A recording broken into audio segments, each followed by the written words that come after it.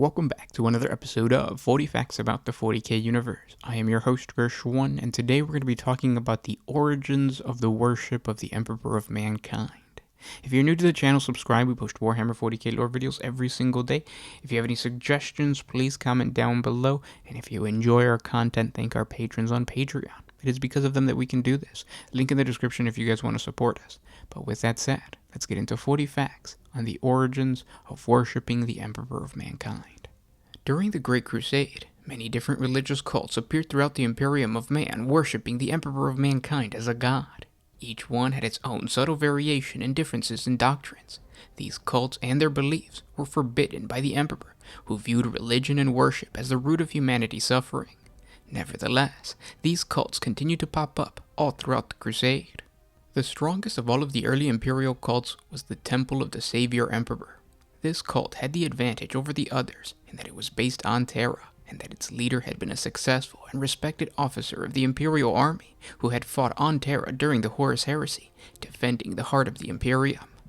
This leader had renamed himself Faticus and had begun to preach his teachings concerning the divinity of the Emperor to anyone who would listen. This faith spread amongst the members of the imperial army and the Armada Imperialis, but also to the lowly scribes and minor adepta of the imperial administration. The faith was then spread by these individuals to other worlds. When Faticus died at the age of 120 Terran years, the temple had more than 1 billion followers on Terra and untold faithful throughout the Imperium Segmentum Solar. In the wake of the chaos and the anarchy of the Horus Heresy, the Temple of the Savior Emperor provided a message of hope and reunification through a common faith. Cults who rejected being absorbed, or who couldn't be absorbed, saw themselves being persecuted by fanatical mobs who preferred the Savior Emperor theology. However, the temple always rejected these violent acts at first.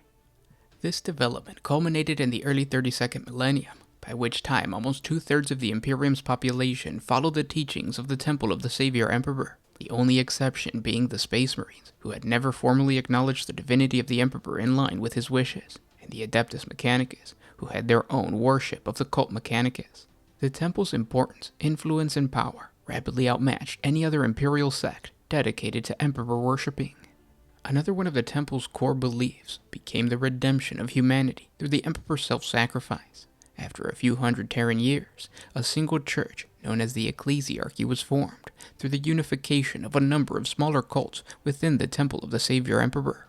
And finally, in the 32nd millennium, this cult was recognized as the official state religion of the Imperium, granting it the official government title of the Adeptus Ministorum, and it was incorporated into the Adeptus Terra once the High Lords realized how useful the religion could be in protecting, unifying, and energizing the citizens of the Imperium from the many dangers of the galaxy. Remaining religious cults which differ in their primary theology from the imperial creed taught by the Ecclesiarchy were persecuted and mostly destroyed by the first of the wars of faith called upon by the Ministorum. A few centuries later, in the mid-32nd millennium, Ecclesiarch Veneris II received a seat amongst the High Lords of Terra, and after 300 Terran years, this seat was made permanent. The political power of the Ecclesiarchy continued to grow, increasing its hold over the minds and beliefs of the imperial citizenry. Those who would not follow its teachings were declared unbelievers or heretics. They were ostracized and on occasions even executed. The vast interstellar territories of the Imperium were organized into dioceses. They were led by the Ecclesiarch's cardinals. These powerful religious and political figures were responsible for the missionaries and preachers of hundreds of worlds. Lavish shrines, impressive temples, and majestic cathedrals dedicated to the Emperor of Mankind were built throughout the Imperium. Millions of religious pilgrims soon began making their way across the galaxy to visit particularly important religious locations, such as the worlds where a particular imperial saint had performed their most famous miracle. In time, the sheer number of pilgrims who arrived on certain worlds became an economic activity in and of itself, and an entire planet was dedicated to worship and directly ruled over by the Adeptus Ministorum, calling itself a shrine world. Particularly important shrine worlds would become the religious seat of an entire diocese, and so a cardinal would take up residency there. These planets became known as cardinal worlds. The only threat to domination of the Ecclesiarchy was the Confederation of Light.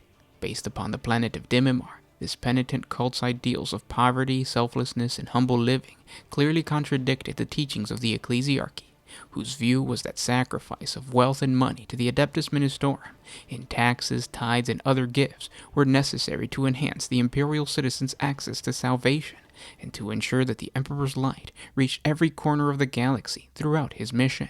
In truth, the Confederation's theology directly opposed the efforts of the ecclesiarch and the cardinals in their attempts to ensure that the ecclesiarchy remained the wealthiest and most politically powerful institution of the Imperium. The Confederation proved too difficult for the Ministorum agents to infiltrate, and the ecclesiarchy at the time turned to violence. They were supported in their efforts by the unanimous vote of the Senatorum Imperialis of the High Lords of Terra, who declared the onset of the First War of Faith, largely to ensure that the imperial political stability was not damaged by the emergence of this religious plurality. The entire Confederation was declared heretical, and the forces of the Astra Militarum, the Imperial Navy, and thousands of fanatical zealots from the Fraterus militia were unleashed upon it, bent on its destruction. Only a few cells and hidden shrines of the Confederation managed to survive, and the power of the ecclesiarchy over the minds of men, for better or worse, was made unassailable. By the end of the 33rd millennium, every imperial world was furnished with its own cathedral, and the coffers of the ecclesiarchy were filled with the offerings and tithes from the teeming billions of God Emperor's faithful. This wealth was squandered by building additional, ever larger and more lavish churches and cathedrals, and to fund wars of faith intended not to save the souls of humanity, but to secure the ecclesiarchy's political power and wealth. What followed was the Age of Apostasy.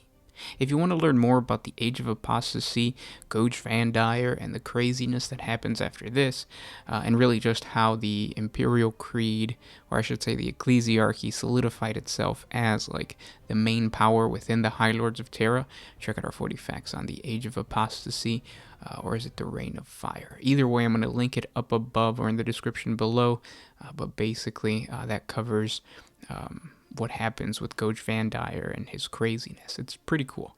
And this portion of the story is really important to tell because it showcases how back in the day, like even before the Horus Heresy, there were religious cults worshipping the Emperor. It wasn't just Lorgar and his word bearers. Like there was already like cults, especially on primitive worlds, that would come up and they would worship, obviously, this like god that came from the heavens as a god, or like this man that came from the heavens as a god. And then once the Horus Heresy happened, the Emperor was interned within the Golden Throne, so he wasn't there to stop them. And then humanity was just, they were more interested in other things like money, power, prestige. And then the Space Marines, they only cared for retribution against their traitor brethren. So then they did their own thing, and there was nobody there to keep a check on the worship of the Emperor. And then the Temple of the Savior Emperor was one of those churches that just flourished and became what it is today. If you guys want to run like some type of Dark Heresy novel, if you guys want to create some type of homebrew lore for an Inquisitor chapter, or even a or Ordo, or a what's the other one? An Imperial Guard regiment, or even using the other one, the Confederation of the Light, and their teachings, like using that as like the basis of your Imperial Guard regiment, and how they're actually like hiding this ancient knowledge that they know about the Temple of the Savior Emperor, they know about like the Wars of Faith and all that kind of stuff. It would be really cool. But I hope you guys enjoyed. If you guys have any questions, please comment down below. If you guys want to hear about any specific topics in the Warhammer 40K universe, also let me know down in the comment section below. Check out our creepypasta that I posted yesterday talking about speaking to the Emperor.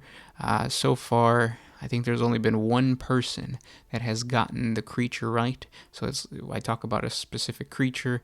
You have to watch it, and then like I ask you guys, like, what do you think it is based on like the story?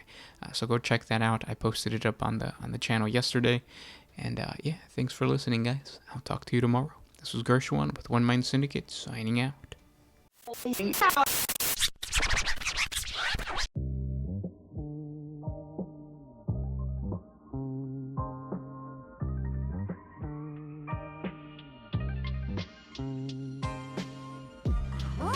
used to put my freedom first in any situation. I knew I never had that much to lose.